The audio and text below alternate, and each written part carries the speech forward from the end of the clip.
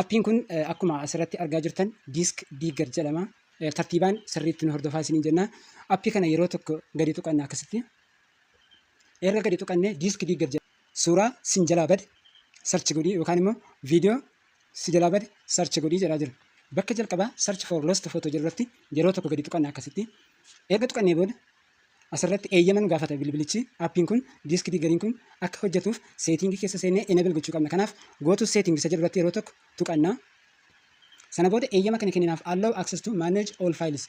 Faayilota hundasaa akka to'atuuf yookaan akka hoogganuuf eeyyama kenninaa fi kana on gooneeti duubatti deebina yeroo tokko. Kana booda suuraawwan badan hunda isaanii maal godhaa sarchi godhee barbaaduutti jira. Argaa jirtu yoo ta'e bakka kanarraa kunuun sarchi godhee barbaaduutti jira. Kunuun suuraawwan badan hunda isaaniidha naqaa jira jechuudha. Haala kanaan suuraawwan babbadanidha kuni. Suuraa kana haala kanaan suuraa isin jalaa bade akkasitti baay'eedha kan badee jiru. Suuraa kana akkasitti suuraa lama